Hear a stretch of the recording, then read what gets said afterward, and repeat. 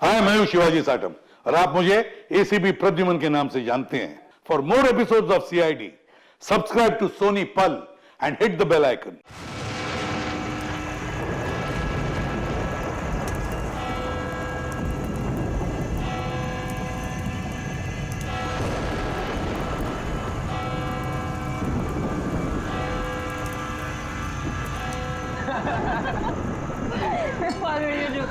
सुना तुमने? अंगेज मामा, ये लुक लाइक अ मंकी। ये हर बार छेड़ती है मुझे। अरे प्लीज फिर से तुम्हारी कैट फाइट। मम्मा ये भी मुझे बोलता रहता है।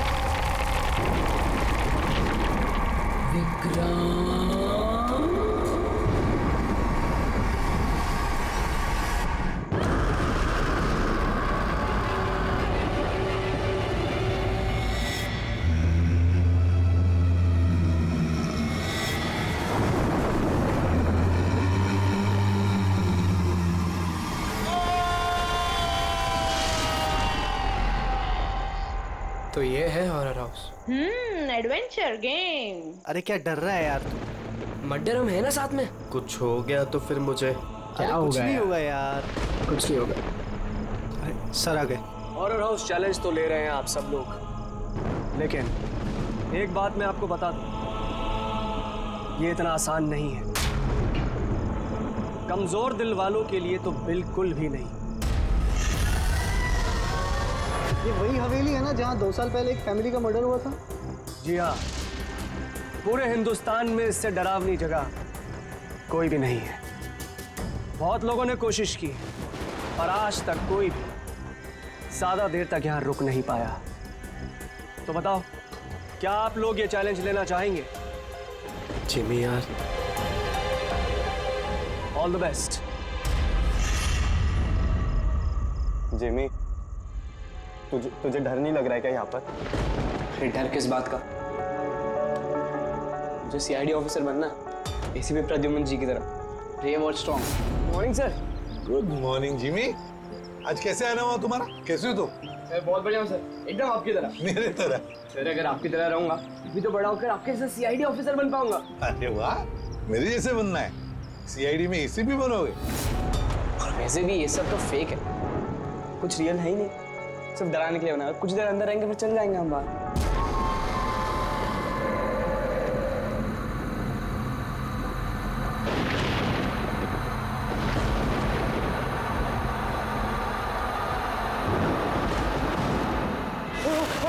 अरे रोहित खोलना। जिमी ठीक है, जिमी तो अब यहाँ से हम लोगों को अलग अलग जाना है। Jimmy see you later Sushant.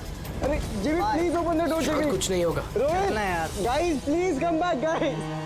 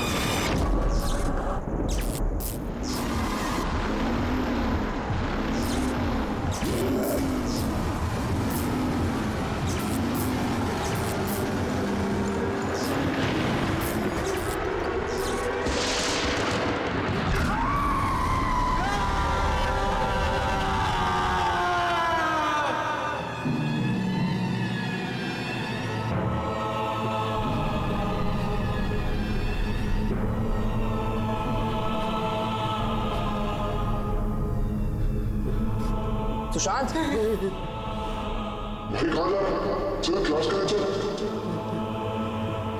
Sushant क्या हो गया? कल रात को तेरी मॉम का भी कॉल आया था। मुझे 2 दिन से बहुत अजीब है, मैं बात नहीं कर रहा, कुछ नहीं कर रहा। कुछ तो बोल। तू चल क्लास के लिए चल।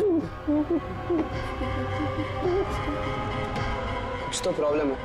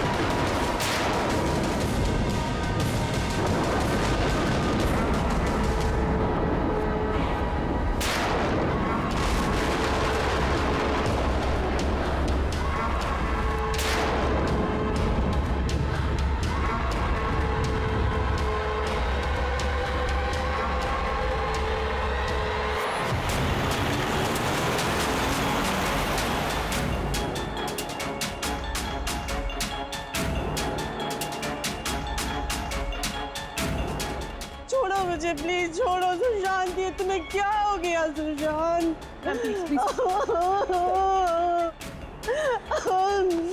जिमी, मेरा बच्चा। अब मुझे ठीक से बता, क्या हुआ? ये सब कैसे हुआ?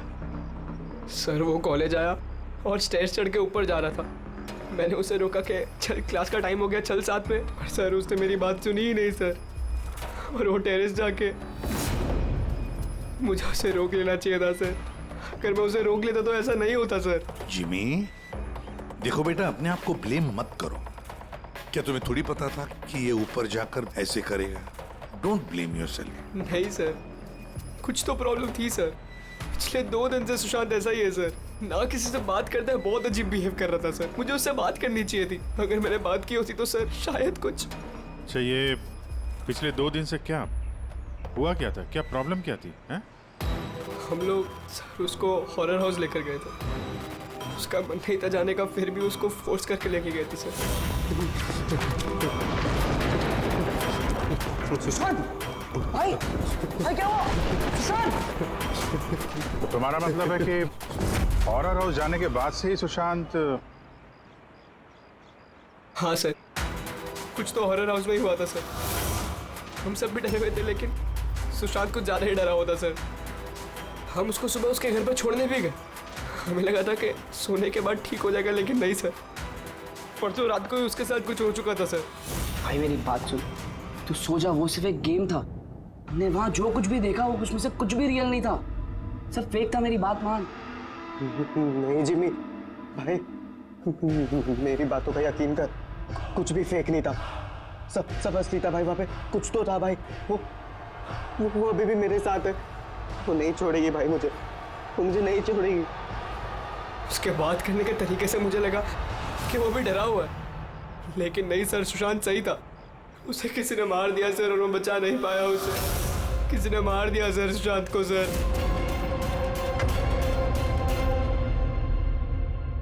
ये देखो बॉस, ये सीटी स्कैन किसका? ये एक 80 साल के बूढ़े के ब्रेन का सीटी स्कैन है। इस आदमी को एक बहुत ही भयानक ब्रेन की बीमारी हुई। जरा देखो गौर से, इसके ब्रेन सेल्स कैसे सिकुड़ गए हैं। और सर इस सीटी स्कैन में ब्रेन सेल्स और भी ज्यादा डैमेज्ड है। ये स्कैन किसका? सुशांत। क्या? सुशांत का? एक जवान हेल्दी लड़के के ब्रेन के सेल्स एक बीमार बुढ़े आदमी के ब्रेन के सेल से ज्यादा खराब? वही तो सबसे बड़ा सवाल है अभिजीत, कैसे? और हमने सुशांत के फैमिली डॉक्टर से भी बात की। उन्होंने भी कहा कि सुशांत बिल्कुल फिट था ना कोई हेल्थ इश्यूज, ना दिमाग की बीमारी, कुछ भी नहीं। सर जिमी ने बताया था कि हॉरर हाउस से लौटने के बाद ही इस सुशांत के बिहेवियर में चेंज आ गया था। और सर सुशांत की माँ का भी यही कहना था कि सुशांत अजीब अजीब सी बातें करने लगा था। उसे लगता था कि उसके आसपास कोई है जो उसे मारना चाहता है, पर ऐसा कुछ भी नहीं था। और सिर्फ 2 दिन में सुशांत को स्किज़ोफ्रेनिया के सिम्टम्स होने लगे। इम्पॉसिबल। अभिजीत, जिमी की बात सही हो सकती है। ये कोई आत्महत्या नहीं, खून है, खून। पर खून कैसे?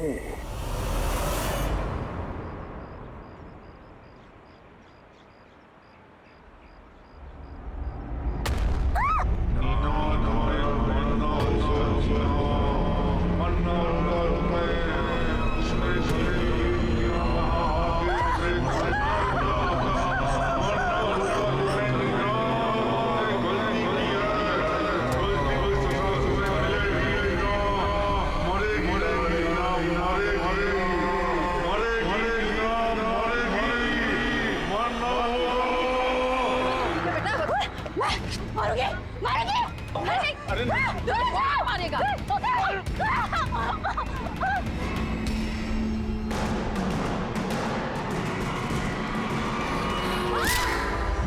लड़की बहुत डरी हुई सी थी, अजीब अजीब सी बातें कर रही थी। हम लोग तो इसकी मदद कर रहे थे, हम लोगों को देखकर भागने लगी और गाड़ी के सामने आ गई।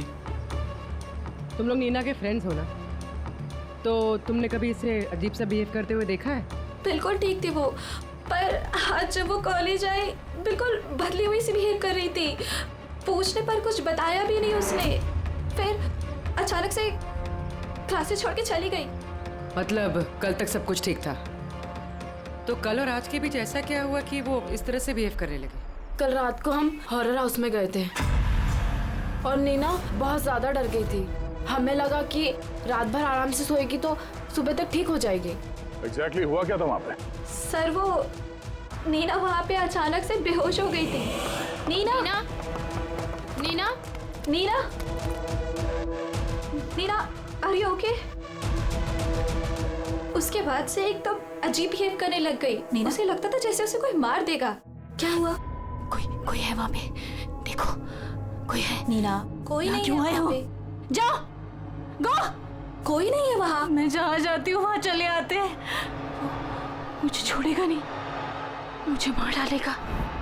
हॉरर हाउस, ये वही हॉरर हाउस है जहाँ पर सुशांत भी अपने दोस्तों के साथ गया था और जहाँ से आने के बाद उसके और इस नीना के दिमाग पर असर होने लगा। अजीब अजीब से वहम होने लगे। कुछ न कुछ तो गड़बड़ जरूर है इस हॉरर हाउस में, कुछ न कुछ तो गड़बड़ है। ऐसा कुछ नहीं है सर, मैं सच में नहीं जानता उन दोनों को क्या हुआ है। तुम्हें नहीं पता तो और किसे पता होगा? हाँ? इस हॉरर हाउस के बारे में सोशल मीडिया में तुम्हारी कंपनी ने मैसेज शेयर किया है ना? और इसमें साफ साफ लिखा है कि इस हॉरर हाउस में मर्डर्स हुए हैं और जो कोई भी एक रात इस हवेली में रहेगा उसे 50,000 रुपए इनाम में मिलेंगे। हाँ? और इसमें यह भी लिखा है कि ये हॉरर हाउस बनने से पहले 2-3 लोग यहाँ पे रात में रुके थे जो गायब हो गए। इनका अब तक कोई छता पता नहीं चला है। सर मार्केटिंग के लिए सब करना पड़ता है। हॉरर हाउस के प्रमोशन के लिए हमने कुछ एक्टर्स से काम करवाया था ताकि लोग यहाँ पर आएं। आप चाहे तो हम उनका नाम और पता आपको दे सकते हैं, आप उनसे पूछ सकते हैं सर। अच्छा, अगर ये सब तुमने मार्केटिंग के लिए किया है तो इसके पीछे असली कहानी क्या है ये बताओ। सर यहाँ पर एक बहुत रईस आदमी रहता था अपने परिवार के साथ, विक्रांत, और एक दिन उसने अपने पूरे परिवार को मार दिया। मुझे मार के सबको मार दिया मैंने, सबको मार दिया मैंने।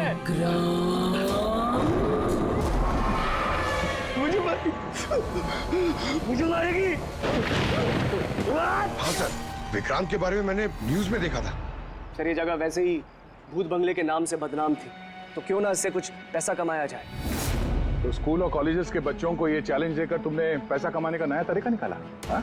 मगर तुमने सोचा तुम्हारे लालच ने 2 बच्चों की जान ले ली। सर आपको पता है ना हॉरर हाउस क्या होता है? यहाँ पर सब कुछ नकली होता है सर। डराने के लिए डेड बॉडीज की जगह नकली एक्टर्स होते हैं, खून की जगह लाल रंग होता है, लाउड नॉइजेस होती है, दैट्स इट। सर ऐसी कोई भी चीज नहीं होती जिससे किसी को खतरा हो। सर डॉक्टर सालुंके का मैसेज है। नीना के सीटी स्कैन से पता चला कि उसके ब्रेन सेल्स बहुत तेजी से उसी तरह डैमेज हुए हैं जैसे सुशांत के केस में हुए थे। अब बोलो, अगर ये सब नकली है, नाटक है, तो किसी के दिमाग पे इतना बुरा असर कैसे पड़ सकता है? हा? सर मुझे इसके बारे में कुछ नहीं पता, मैं सच कह रहा हूँ। ठीक है, आज रात इस हॉरर हाउस में हम लोग रुकेंगे। पता तो चले बिजनेस के नाम पे यहाँ पे कौन कौन सा खेल खेला जा रहा है।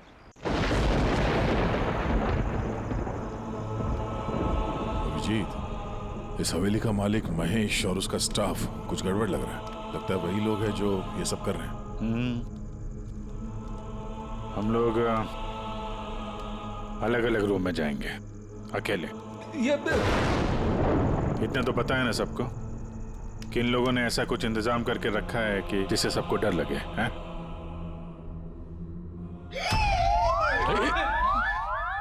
पंकज, बी वेरी केयरफुल, है ना?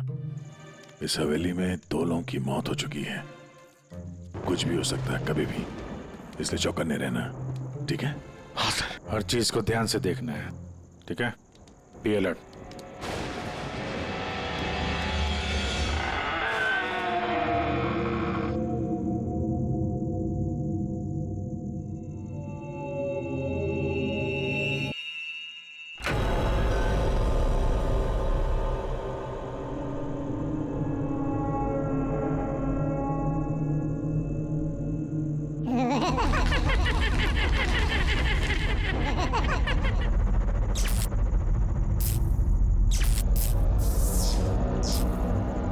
अगर दरवाजे तक जाना है तो सबको पार करके जाना होगा।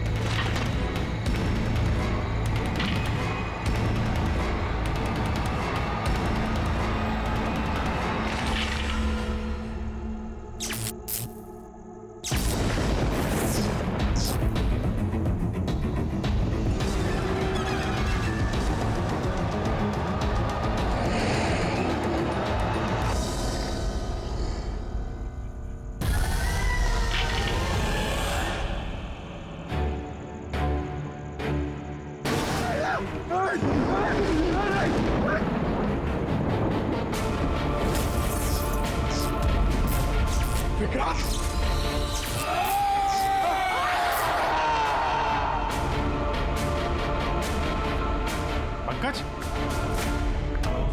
पंकज, पंकज, क्या हुआ है? पंकज, क्या पंकज? संभाल के। तुम ठीक हो? ठीक तो हो? क्या हुआ? रेडी, इसे हॉस्पिटल ले जाओ जल्दी। पंकज, पंकज, चलो संभाल के। पंकज, क्या हुआ? क्या हो रहा है ये सब है? इसकी हालत देखी आपने? कौन सा खतरनाक खेल खेल रहे हैं आप लोग यहाँ पे? सर मैंने आपको बताया ना, यहाँ पे सब कुछ नकली है। जिन्हें आपने देखा होगा वो सब जूनियर एक्टर्स हैं, हाथ में चाकू लिए हुए। और सर वो विक्रांत की होलोग्राम इमेज है। सर यहाँ पर ऐसा कुछ नहीं है जिससे किसी को खतरा हो। तुम एक ही बात को 1000 बार कह लो, मगर एक बात साफ है, यहाँ कुछ तो है जो ठीक नहीं है। बॉस, पंकज की हालत अब पहले से बेहतर है। उसका सीटी स्कैन किया गया है और स्कैन में ऐसी कोई बात नहीं आई है जिससे कोई चिंता हो। ये बहुत अच्छी बात हुई कि आप लोगों ने बिल्कुल सही वक्त पर पंकज को हॉरर हाउस से बाहर निकाल दिया। समझ में नहीं आ रहा है। हम सब लोग थे वहाँ हॉरर हाउस में, और कुछ कमरे ऐसे थे जहाँ पे थोड़ा डर लगे, घबराहट जैसी हो, तो हम तुरंत दूसरे कमरे में चले जाते थे। पंकज ने भी यही किया होगा। सिर्फ उसी के साथ ऐसा क्या हुआ कि उसके दिमाग में इतना गहरा असर हो गया? सर ये सुशांत और नीना अपने अपने दोस्तों के साथ वहाँ हॉरर हाउस में गए थे, लेकिन असर सिर्फ इन दोनों पे ही हुआ। इनके दोस्तों पे कोई असर नहीं हुआ था, सब नॉर्मल थे। सर हो सकता है उस हॉरर हाउस के किसी खास कमरे में वो चीज हो जिससे इंसान के दिमाग पे बहुत बुरा असर करता है। ये पंकज, सुशांत, नीना उस कमरे में गए तो उनके दिमाग पे असर हुआ। बाकी के लोग उस कमरे में गए नहीं तो असर हुआ नहीं होगा। हो सकता है गया, हो सकता है, पर कौन से कमरे में, ये कमरा कौन सा है, ये तो पता लगना चाहिए। सर मुझे वहां पे विक्रांत की डायरी मिली। जिस दिन उसने अपनी फैमिली का फोन करके आत्महत्या की, उसके कुछ दिन पहले इसने लिखा है, या मैंने फिर से उन्हें देखा, उनकी आवाजें सुनाई देती हैं। वो लोग हर जगह पे मेरा पीछा करते हैं, मैं रात को सो नहीं पाता, किसी पे भरोसा नहीं है मुझे। उस शैतान ने सबको अपनी तरफ कर लिया है। और हैरानी की बात यह है कि इसके पहले जो कुछ लिखा है वो बिल्कुल नॉर्मल है, उसमें कोई खतरे और डर की बात नहीं है। जो कुछ भी हुआ है अचानक हुआ है सर, सुशांत और नीना की तरह। बात समझ में नहीं आ रही है अभिजीत। ये विक्रांत, इस विक्रांत ने अपने पूरे खानदान का कत्ल कर दिया और फिर डर के मारे उसने अपनी जान आत्महत्या कर ली। नहीं अभिजीत, कुछ ना कुछ तो गड़बड़ जरूर है, कुछ ना कुछ तो गड़बड़ है। कहीं ऐसा तो नहीं कि सुशांत और नीना की तरह किसी ने विक्रांत को ही मार डाला? आत्महत्या नहीं, खून है विक्रांत का। पर क्या हुआ होगा विक्रांत के साथ, क्या हुआ होगा, पता कैसे चलेगा? सर विक्रांत की फैमिली में सिर्फ एक लड़की जिंदा है, उसकी बड़ी बेटी राधिका। राधिका? सर अगर मैं आज जिंदा हूं तो सिर्फ इसीलिए क्योंकि उस दिन मैं शहर से बाहर थी, एक ट्रिप पर गई थी, और जब वापस आई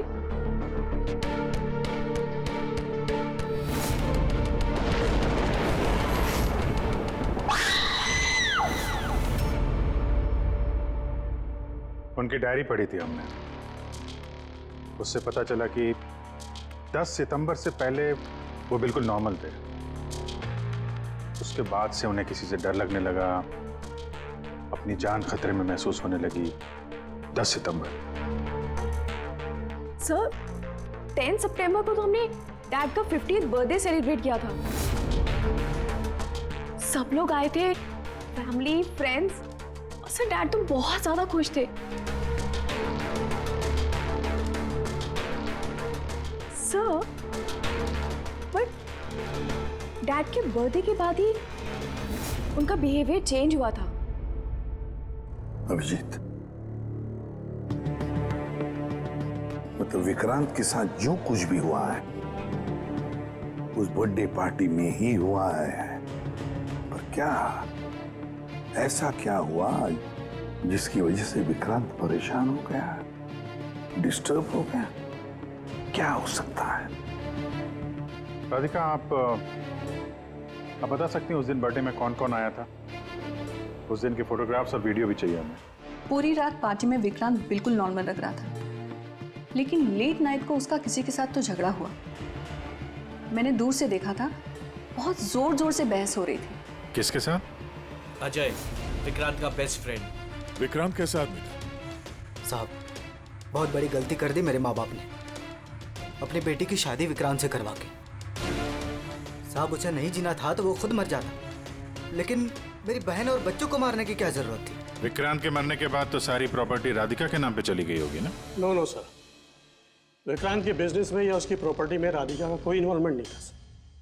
उसके परिवार के बाद वो पूरी टूट चुकी थी। एक रुपया नहीं दिया था सर उसने, बल्कि ज्यादातर पैसा उसने चैरिटी के लिए दे दिया था। और विक्रांत का बिजनेस? सर, उनके कजन है दीपक, वो संभालते हैं। दीपक जी, विक्रांत की मौत के बाद उसके पूरे बिजनेस की कमान तुमने संभाल ली है ना? क्योंकि विक्रांत की फैमिली में कोई बचा ही नहीं, सिर्फ राधिका के सिवा। और राधिका ने बिजनेस और बाकी सारे प्रॉपर्टी में से अपने आप को दूर कर लिया था, इसलिए, है ना? जी, सभी को मालूम है कि विक्रांत मेरा कजिन था और किसी को तो जिम्मेदारी लेनी ही थी, लेकिन ये सब आप मुझसे क्यों पूछ रहे हैं? देखिए, विक्रांत और उसकी फैमिली के साथ जो भी हुआ उसका अफसोस सबको है। वो एक हादसा था, साजिश नहीं। आप लोगों को लगता है कि विक्रांत ने आत्महत्या नहीं की, मर्डर किया है किसी ने उसका। मैंने मारा है उसे और सुपारी देकर ये काम मैंने करवाया है। सर, वो मेरा बहुत जिगरी यार था, जिगरी। हम दोनों के बीच में बिल्कुल एकदम भाइयों जैसा प्यार था सर। पर हमें तो पता चला है कि काफी समय से तुम दोनों की दोस्ती में काफी दरार पड़ गई है। दरार?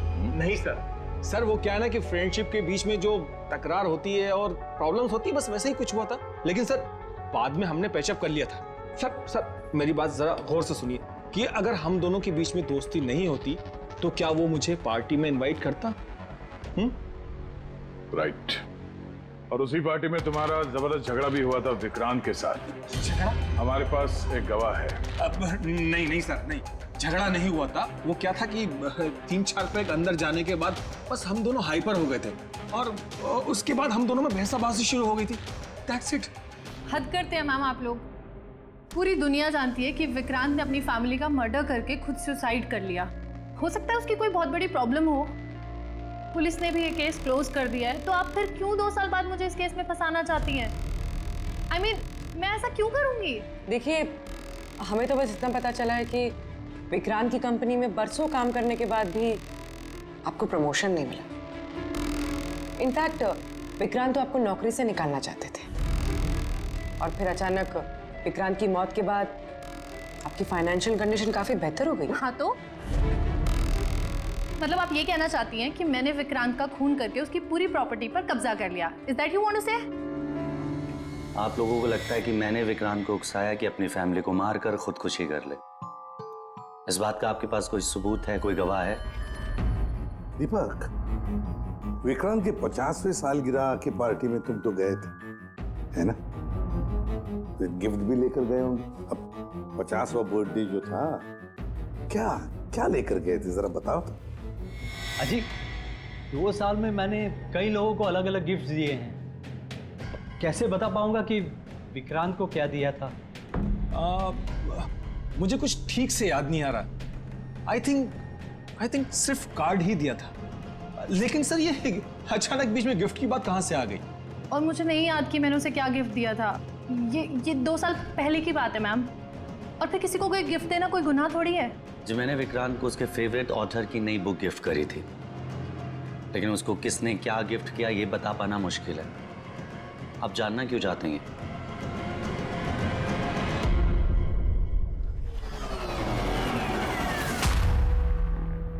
इन सबसे पूछताछ कर लिया सर। ये चारों लोग, अजय, दीपक, दिव्या, नंदन, चारों गड़बड़ लग रहा है। सर, इन लोगों से सच उगलवाना बड़ा मुश्किल है। हाँ सर, 2 साल हो गए हैं इस बात को। कोई सबूत गवाह मिलना थोड़ा मुश्किल है। इसी बात का फायदा उठाया है इन लोग। मगर इतना तो तय है कि इनमें से कोई एक झूठ बोल रहा है और वही है विक्रांत का कातिल। अभिजीत, फिर भी एक सवाल उठता है कि अगर किसी ने भी एक चीज गिफ्ट दी है जिसकी वजह से इंसान का दिमाग खराब होता है, तो फिर विक्रांत का ही दिमाग खराब क्यों हुआ उस चीज की वजह से? वहां पर और भी तो लोग थे उस घर में, उनको कैसे कुछ नहीं हुआ?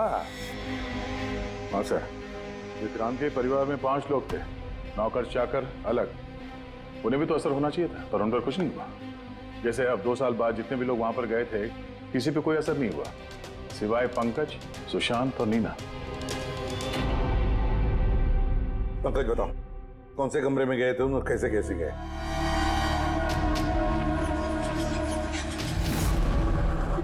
ये कॉरिडोर था सर। मैं सीढ़ियों से नीचे आया सर, ये कॉरिडोर क्रॉस करके यहाँ हॉल में गया सर। हॉल में सर फिर वो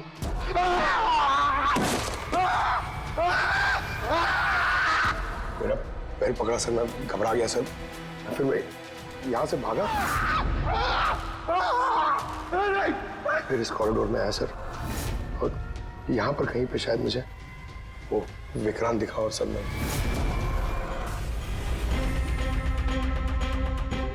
हाँ सर, पंकज हमें यहाँ इस कॉरिडोर में मिला था यहाँ पर, और नीना को उसके दोस्तों ने भी इसी जगह पे देखा था, और सुशांत भी यहाँ इसी जगह पे मिला। तो सर वो जो कुछ भी है जिसकी तलाश है हमें, शायद यहाँ आसपास कहीं होना चाहिए। वैसे वो हो क्या सकता है? वहां पर तो एंटीक्स, पेंटिंग्स, न जाने क्या क्या था। ऐसी कौन सी चीज है जिसकी वजह से वो लोग मारे गए? सर, विक्रांत की मौत 2 साल पहले हुई थी और इन दोनों की मौत अभी अभी हुई है 2 साल बाद। ऐसी कौन सी चीज है वहां पे जिसकी वजह से ये सब मौतें हो रही है? वो क्या चीज है कातिल जानता है।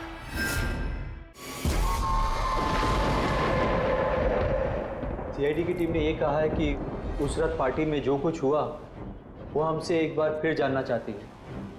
इसी जगह जहां पार्टी हुई थी कि एग्जैक्टली हुआ क्या था, उस रात कौन कहां था और क्या कर रहा था।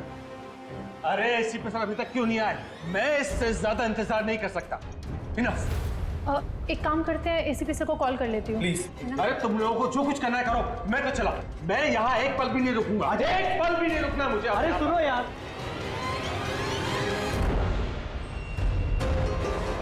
हेलो सर, मैं दिव्या।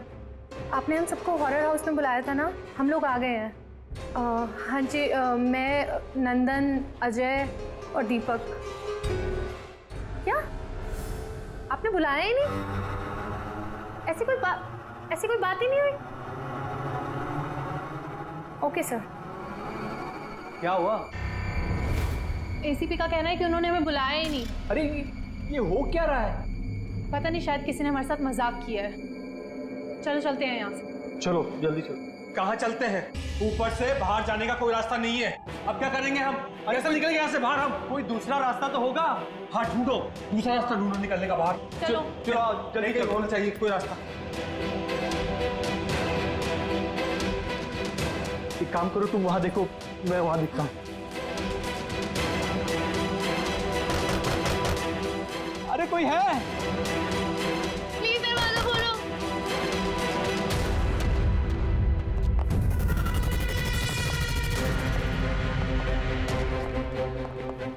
ये क्या तमाशा है सर? आप क्यों परेशान कर रहे हैं हमें? परेशान नहीं कर रहे थे, सिर्फ परीक्षा ले रहे थे, और परीक्षा का रिजल्ट भी आ गया। पता चल गया है खूनी कौन है। आप सबको इस हॉरर हाउस के उस हिस्से में बंद किया गया था जहां ऐसी कोई चीज है जिसकी वजह से दिमाग पे बहुत बुरा असर पड़ता है और इंसान को अजीब अजीब से वहम होने लगता है, और उस चीज के बारे में कातिल को पता है, और उसी चीज की वजह से कातिल पहचाना भी गया।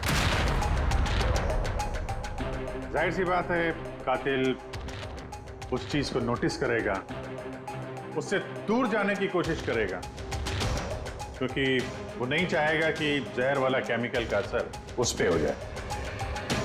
चारों तरफ दरवाजे बंद थे, वो भी यहीं फंसा था, इसलिए उसने उस चीज को छूने की गलती की। और इस कमरे में क्या क्या हुआ सब कुछ सीसीटीवी कैमरा में कैद हुआ है।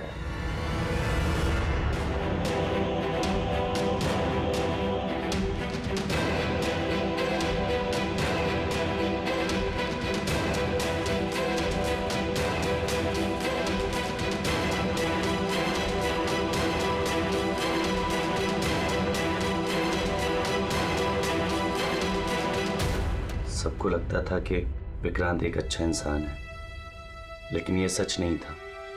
वो बड़ा ही घटिया इंसान था। उसका अफेयर मेरी पत्नी से हो गया था। मेरी पत्नी को इस गलती का एहसास था। उसने विक्रांत से दूर जाने की बात कही तो विक्रांत उसे धमकाने लगा, कहने लगा तुम्हारे पति को बता दूंगा, उसको नौकरी से निकाल दूंगा। शर्मिंदगी में मेरी पत्नी ने खुदकुशी कर ली। और इसलिए तुम विक्रांत से बदला लेना चाहते थे? मेरा एक दोस्त केमिस्ट में था। मुझे उससे उस टॉक्सिन जहर के बारे में मालूमात पड़ी। मुझे पता लगा ये एक ऐसा केमिकल है जिससे इंसान दिमागी तौर पर बीमार हो जाता है। मैंने विक्रांत को गिफ्ट देने के लिए एक एंटीक लालटेन खरीदी और उसकी बत्ती को उस केमिकल में डिप करके उसे गिफ्ट दे दिया।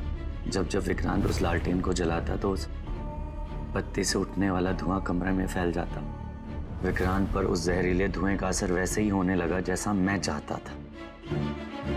धीरे धीरे वो पागल होने लगा और एक दिन उसने पागलपंती में किसी को ये बात की खबर तक नहीं हुई कि इस केमिकल की वजह से उसने इतना बड़ा कदम उठा लिया और एक दिन केस बंद हो गया। बाद में विक्रांत के इस घर को महेश के फादर ने खरीद लिया। महेश ने इसे हॉरर हाउस बनाया और बिजनेस स्टार्ट कर दिया, लेकिन वो लालटेन अभी भी यहीं थी। स्टडी रूम में नहीं, कॉरिडोर में, जिसकी वजह से ये सब हो रहा था। सच बोल रहा हूं, मुझे जब पता लगा कि उस जहरीली लालटेन की वजह से 2 साल बाद भी लोग मर रहे हैं तो मैं घबरा गया। मैं रिस्क नहीं लेना चाहता था लालटेन को यहां से निकालने के। नंदन, हर मुजरिम यही सोचता है कि उसने बड़े चालाकी से अपने काम को अंजाम दिया और अब उसे कोई पकड़ नहीं सकेगा। लेकिन सारे के सारे मुजरिम यही भूलते हैं कि कानून को कोई ज्यादा देर तक धोखा नहीं दे सकता। एक न एक दिन तो वो पकड़ा जाता ही है। नंदन, तुम्हारे इस बदले की आग ने कितने सारे लोगों की जानें ले ली। कानून तुम्हें कभी माफ नहीं करेगा। कड़ी से कड़ी सजा होगी तुम्हें, फांसी होगी तुम्हें, फांसी। For more updates, subscribe to our channel, click the show links and enjoy watching the videos.